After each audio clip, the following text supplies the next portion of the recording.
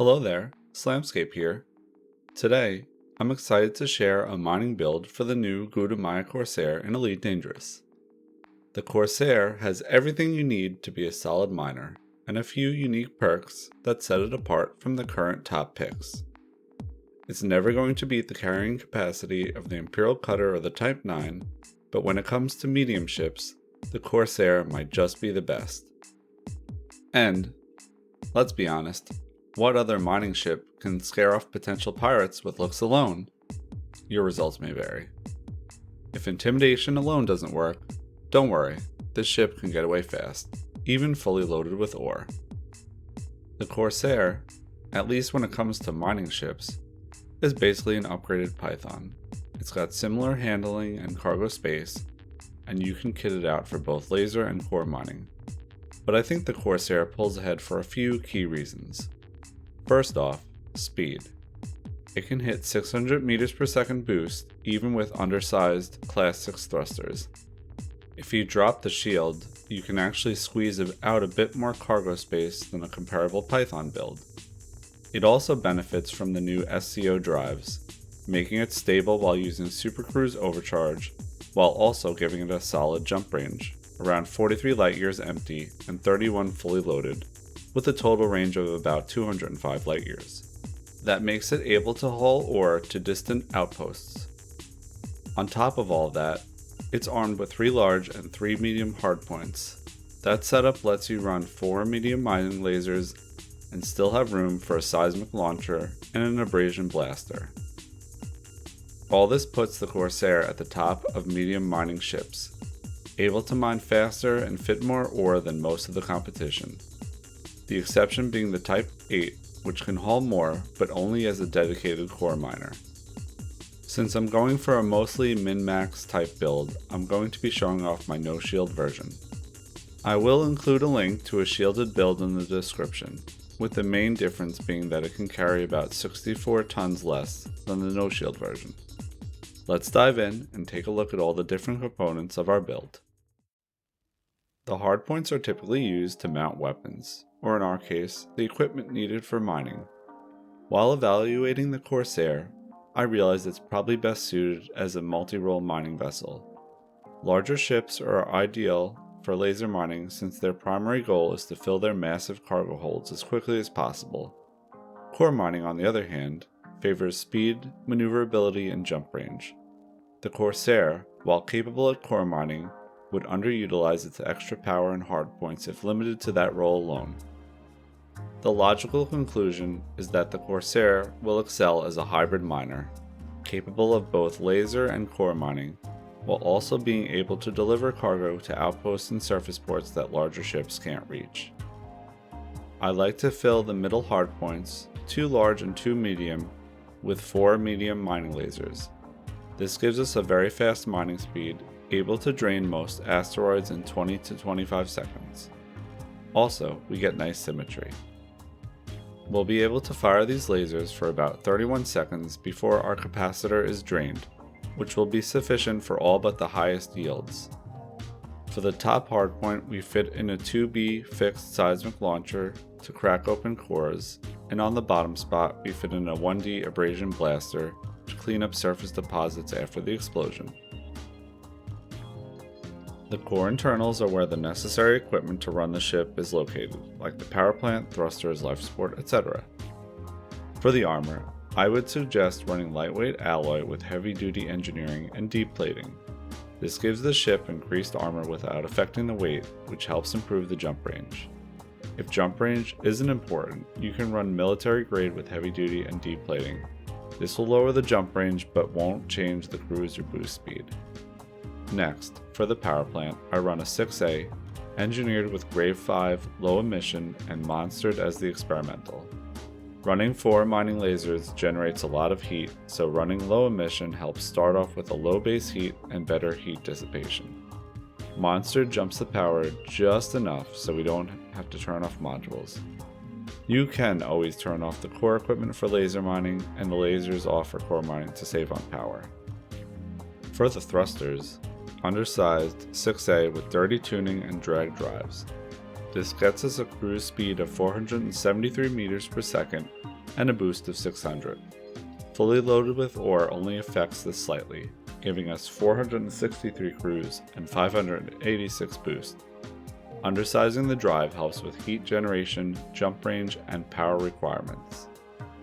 The frameshift drive should be a 5A SCO enabled version engineered with increased range and mass manager.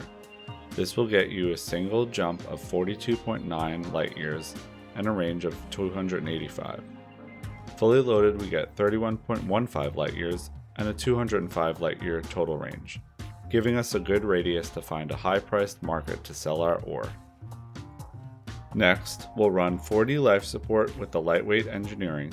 This helps our jump range, plus gives us 7.5 minutes of oxygen if our canopy blows. For the power distributor, run a 7A with weapon focused and cluster capacitors. This gives us the best recharge rate in our weapons, which we'll need in order to keep 4 mining lasers firing long enough to drain a rock. We'll still be able to boost almost constantly as well. For sensors, I run a 6D with lightweight. This is mainly done to help our jump range. The optional internals are where modules like refineries, cargo, and our limpets are located. The 3 Class 6 slots house our cargo racks, with each one adding 64 tons to our total capacity, adding up to 192 total.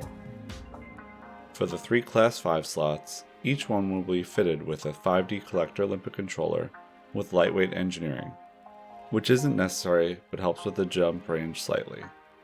The D-rated limpet controllers have a shorter range and lifetime than the A-rated, but are lighter and require less power, which allows us to run a smaller power plant.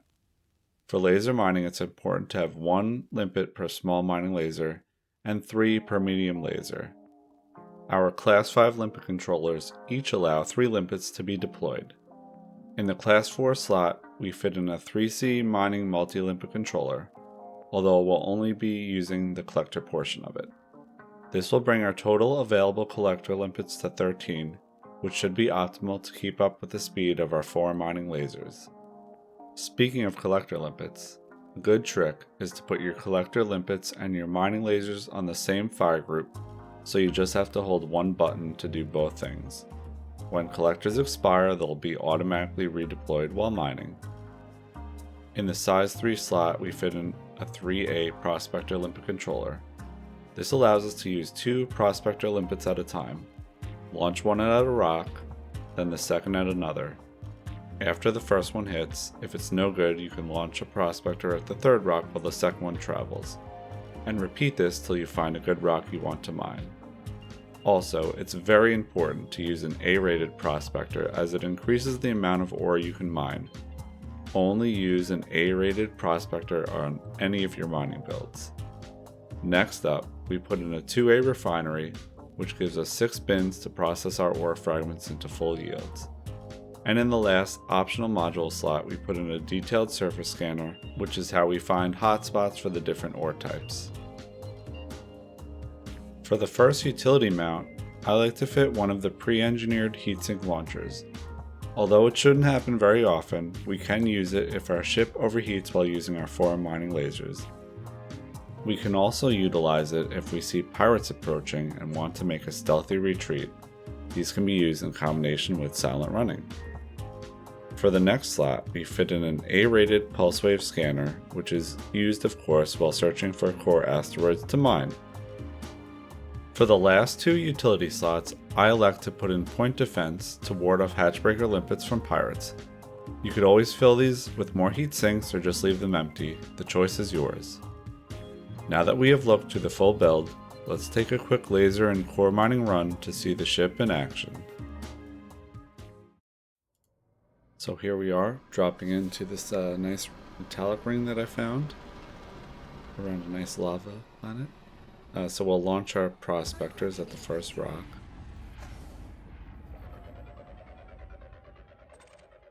While that's going, we'll send another one at another rock. We're looking for platinum. Nothing on the first one. Let's check the second. We'll line up another shot.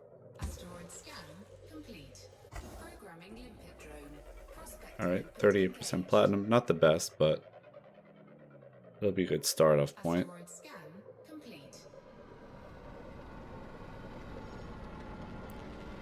so we'll make our way over. Deploy our weaponry. And start firing. Point it down a little bit so the fragments that shoot out kind of head below us. Although my angle's off a little bit. But we have a lot of collectors, so they should be fine.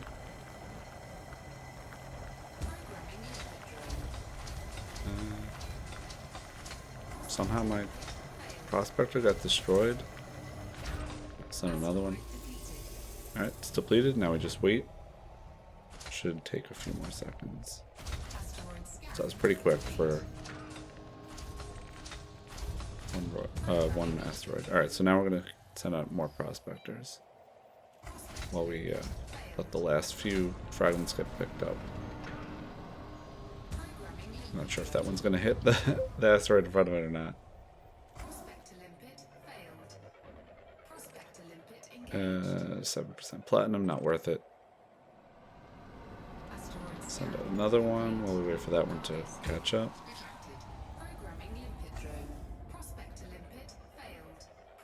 Nothing we want. Send out 2 more.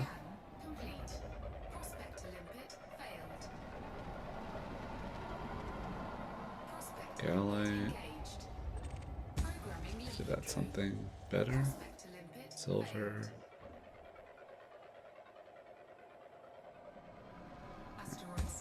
Just keep doing this till we find something.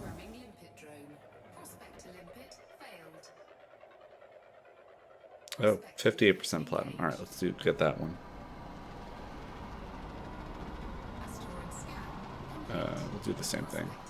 And like I said before, our collectors are all on our mining laser fire group, so if any of them expire, they'll just automatically send out new ones. Alright, so this is a better angle. Everything's coming out in kind of a straight line. So all the collectors are going to do their work. And we're just about done draining the asteroid. Yep, there we go. Very quick with 4 mining lasers. Definitely.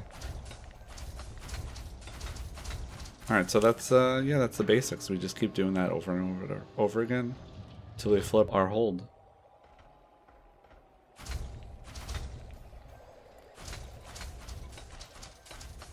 Next we'll check out some core mining. Alright, so now we're going to do some core mining. We're just flying through the asteroid, shooting off our pulse wave scanner periodically, looking for anything that glows brightly. Yours will probably show as orange. I have my colors change a bit, although I just changed them back to defaults because blue is a little bit hard to see sometimes. So we're going to send out a prospector, make sure it's a core. I have a feeling. They're all basically the same shape, so. Alright, rod plum site. Alright, so we'll look for our fissures. And we'll miss completely. The ship's pretty maneuverable, so it's easy to make our way around without too much sluggishness. So we just match up until we get close to the optimal yield on the top right. Usually when it starts hopping into the red spot is when that one vanished into nothing. Alright, so now it's towards the red, so I'm going to be a little bit more careful. I'll probably undercook a few of the seismic launchers just so we can get the optimal yield. Alright, so low. Probably need another low.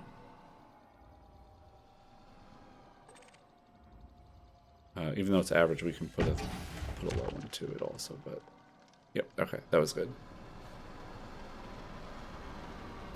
So we fly safely away to about a little bit over 1 kilometer away. And obviously the one downside to having lasers and collectors on the same fire group is that you have to pulse it to get enough of the collectors out. Alright, so now it's time to detonate, which is the most exciting part.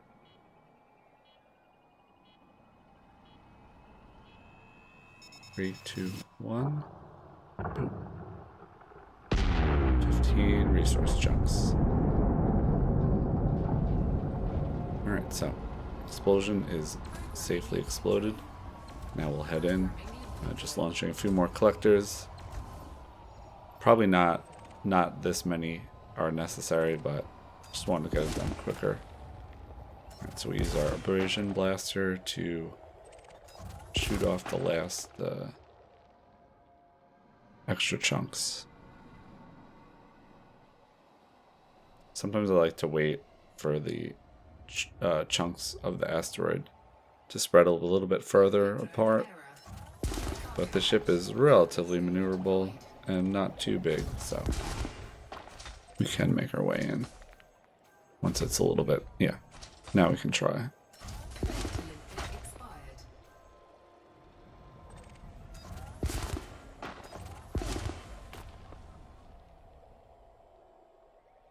Alright, yeah, now we gotta move in.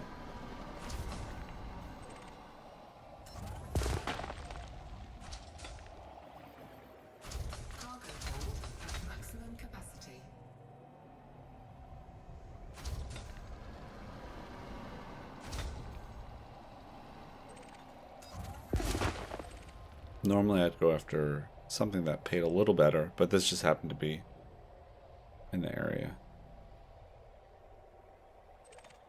Alright, so that one's on the other side. Let's head around to it. Check our side panel afterwards to see if how many are left. And we got one. Okay, only missed one, not bad. And collectors are almost done, so this will be, as soon as we shoot this last surface deposit off, we'll be done. We're ready to move on to more. But that's it for this run. That wraps up our look at a versatile mining build for the new Corsair. With its impressive speed for locating cores, efficient mining capabilities, and superior hauling capacity, it stands out as one of the best multi-purpose mining medium ships available. The Corsair truly does it all, and looks good doing it.